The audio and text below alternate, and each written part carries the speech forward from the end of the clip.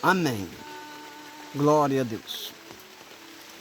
Eu quero contar um pouco das minhas experiências com meus familiares. Eu sou nascido em Corvo Rico, Minas Gerais, lá no lugarzinho chamado Pouso Alto. Ali fui crescendo com meus pais. Porque muitas pessoas se apelam para o dinheiro, por às vezes estar num momento ruim, esquece que você precisa ter uma vida boa com Deus. Mesmo que passamos uma vida ruim aqui sobre a terra, mas reconhecemos que teremos uma vida com Deus maravilhosa para sempre lá no céu. E por que muito hoje entra nessa vida do tráfico? Às vezes começa a passar um pouquinho de dificuldade, um pouquinho de falta das coisas, até mesmo do mantimento, até mesmo de uma coisa semelhante, e parte para uma vida arrogante, uma vida triste, até mesmo muitos que vai e não voltam sem retorno. Porque é uma vida triste. E eu fui crescendo ali. A gente não tinha nem uma bicicleta. Era somente a pé, distância de 20, 30 quilômetros. A gente andando com meus pais, nós éramos uma turma de meninos, 10 irmãos, andando com a minha mãe, mas o meu pai, porque a gente não tinha conduções para nada, e quase não havia carro, mais era charrete, cavalo, mas nós, quem é nós para ter isso? Meieiro, patrão incorrupto, ruim, tudo nós meu pai enfrentou, mas graças a Deus, ele nunca inventou moda, nunca pegou nada de ninguém. O meu pai era um homem super sistemático, ele não gostava que ele cortasse uma cana de ninguém, nada, uma laranja, nada disso, só se a gente pedisse. Aí, tudo bem, mas ele era muito sistemático, graças a Deus. E criou esses 10, era mais, nós era 15. Mais 5, Deus levou, alguns eu nem conheci. Vamos lá. E fui crescendo. Eu lembro que nós uma vez viemos na casa do meu avô, em Corvo Rico, e nós morávamos lá na Malaia, no terreno do Natim Leite. Lá na Malaia. Eu estava pequeno, meus amados. Essa época eu estava com 7 anos de idade. Mas nessa caminhada de volta para casa, estava eu e minha mãe, e o Manuel, meu irmão, que mora em São Paulo, e a irmã Eni, que mora em Batiba. E naquela época, quando ia na casa da gente, os pais, sogro, aí matava galinha, fritava bem fritinha, fazia uma farofa para comer na estrada, que era tudo a pé. E longe, longe, longe. Hoje ninguém quer andar a pé. Vai um lugarzinho petitinho, até um meio quilômetro, quer pegar moto, outros quer pegar carro. Aleluia, glória a Deus. Eu tenho honra e glória de contar. E ali, o meu avô levantou cedo, matou uma galinha grande para minha avó fazer a farofa para nós ir. Se tivesse carne na lata de porco, era tudo na lata. Você matava capada, era tudo fritado, pôs na lata. E ali então, nós saímos, e por incrível que pareça, a minha avó, mas o meu avô errou as horas. Mas por quê? É porque naquele tempo não tinha relógio, não tinha rádio, não tinha nada. Vocês aí levantavam cedo para cuidar nos seus afazeres, a cantada do galo. O galo cantava primeiramente meia-noite e canta ainda. Ele canta ainda. Aqueles que ainda não foi para a panela canta ainda. E o galo cantava. Aí arrumava e o galo errou, cantou fora de hora, eu mesmo. E saímos. Só eu mais a minha mãe. E Deus, no meu lugar. Mais a minha mãe e minha irmã Eni e meu irmão Manuel. E fomos passando. Gente, o dia não chegava não, gente.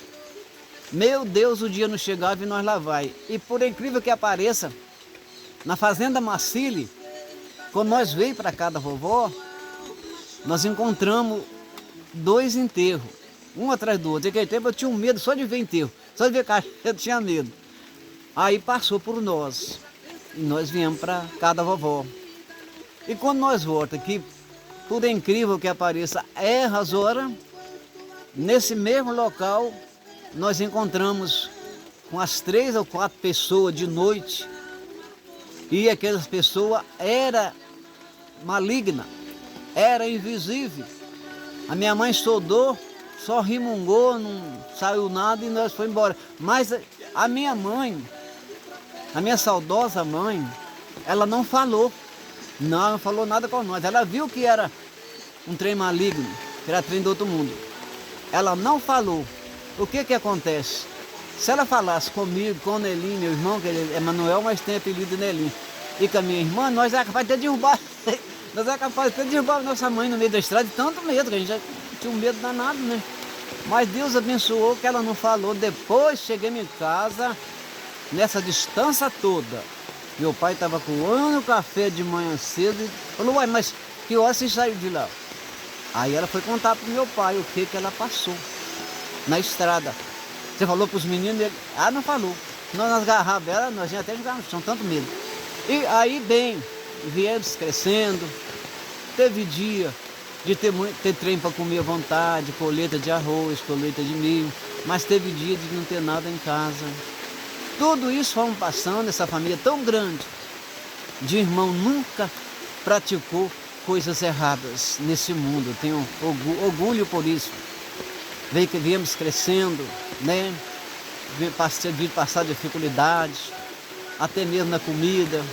Tem um dia que eu cheguei na casa do meu irmão mais velhos, outro dia eu estava conversando com meu sobrinho, é isso aí.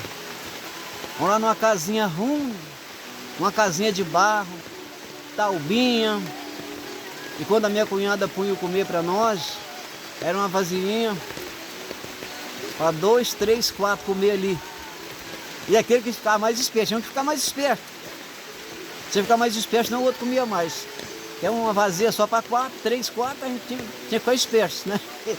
Mas tudo isso eu conto para a glória de Deus, pelo nosso proceder, pelo proceder do meu próprio irmão que eu estou contando. É muito, mas é isso aí.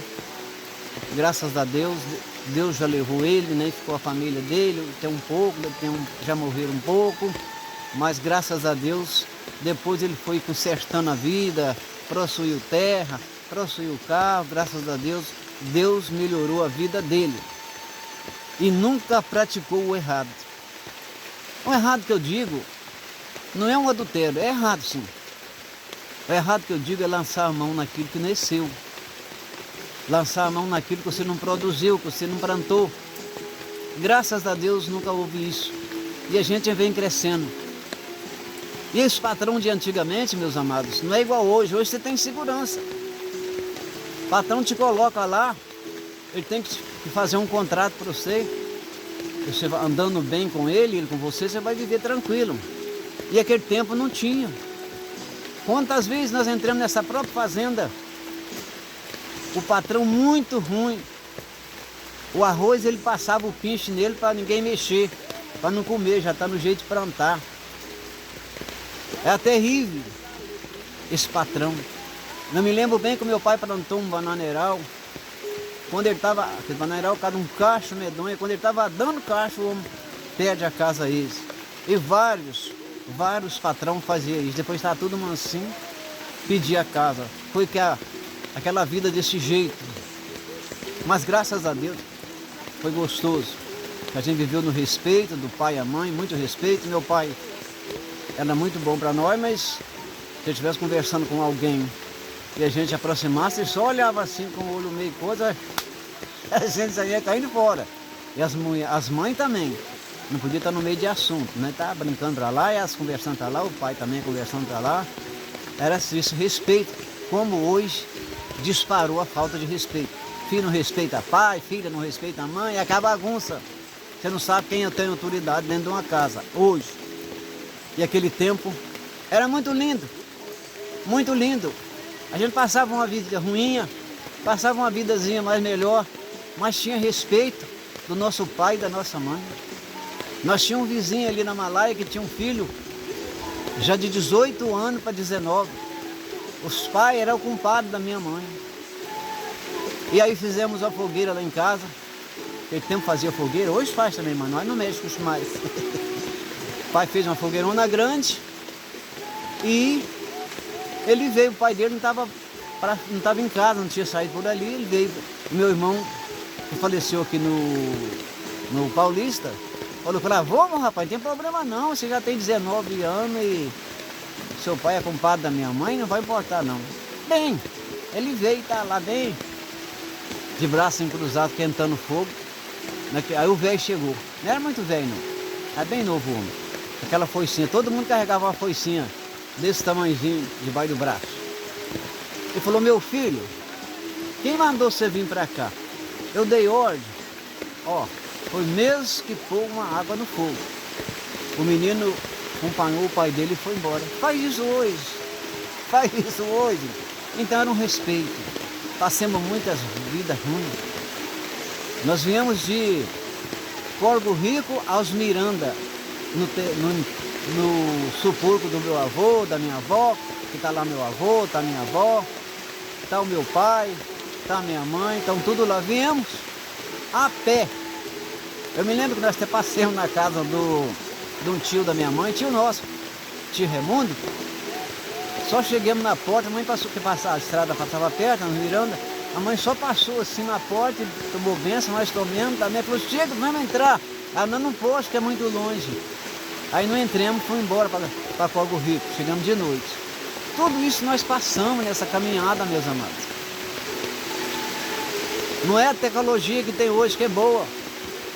Você não tinha uma lâmpada dentro de casa. Era querosene, era lamparina. Você não tinha uma água dentro de casa. Como hoje, você vai escovar um dente, tem tudo dentro de casa, tem tanque, tem pia, tem banheiro, tem tudo, nada disso tinha. Se você quisesse ir para o banheiro, você tinha que ir no mato de noite. Bica d'água, quanto lugar nós moramos, que a bica era lá embaixo no buraco para buscar água, para beber, para cozinhar, para tomar banho.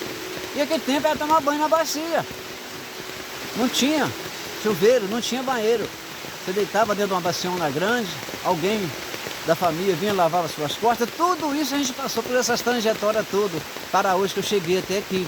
E muitas coisas, muitas, que não dá para me contar hoje. Você está vendo aí que está chovendo, mas eu estou com guarda-chuva.